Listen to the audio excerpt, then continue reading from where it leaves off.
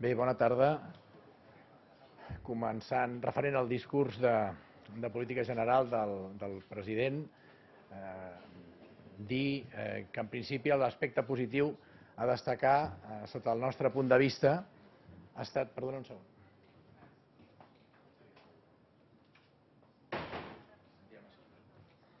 Doncs deia que respecte al discurs de política general del president Mas, sota el nostre punt de vista, l'aspecte a destacar més positiu és el fet que abans del 31 d'octubre sabrem la proposta de pacte fiscal inspirat en el concert econòmic que farà el govern per aconseguir més recursos per Catalunya, i aleshores podrem avaluar si aquesta proposta, sota el nostre punt de vista, també pot donar solucions als problemes que patim en el país.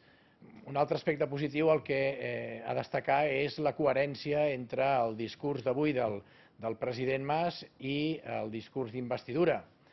Al mateix temps, aquesta coherència, al meu entendre, hi ha com a aspecte menys positiu és el fet que s'extén massa amb la diagnosi dels problemes que patim al país, que gairebé tots els coneixem després de tot el que s'ha vingut dient durant aquest any passat.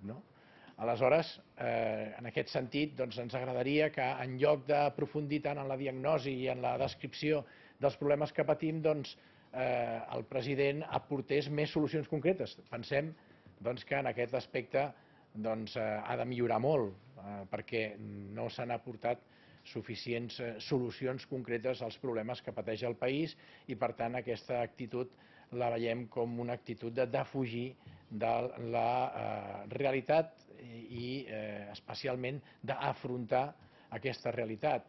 És cert que quan planteja solucions les planteja de manera molt general, sense concretar, sense entrar en el detall, i aleshores són solucions que es perden en el discurs de la diagnosi dels problemes. Bé, i per acabar, dir que respecte a la qüestió nacional, quan parla el president Mas de cercar un consens de totes les forces polítiques catalanes per fer un front català i ser forts en les qüestions fonamentals, bé, està molt bé que demani ajut a la resta de forces polítiques, però jo li demanaria que comencés a liderar aquest consens, i aquest consens crec que l'ha de començar a liderar en la línia d'aconseguir l'entesa amb Esquerra Republicana, perquè així les forces catalanistes tindrien una entesa, especialment aquí a Catalunya, que seria el primer pas per aconseguir aquest ampli consens. En el meu cas, que ja m'he mostrat en la línia de promoure aquesta entesa entre els partits grans del catalanisme polític, que són Convergència i Unió i Esquerra Republicana, em tindrà en aquesta línia. Ja ho vaig fer en el debat dels pressupostos i votant els pressupostos.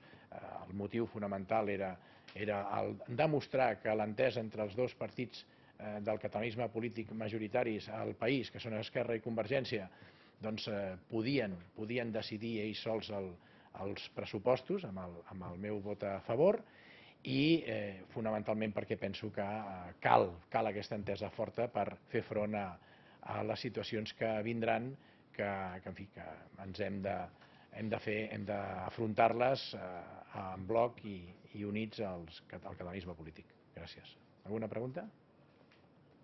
Molt bé, moltes gràcies.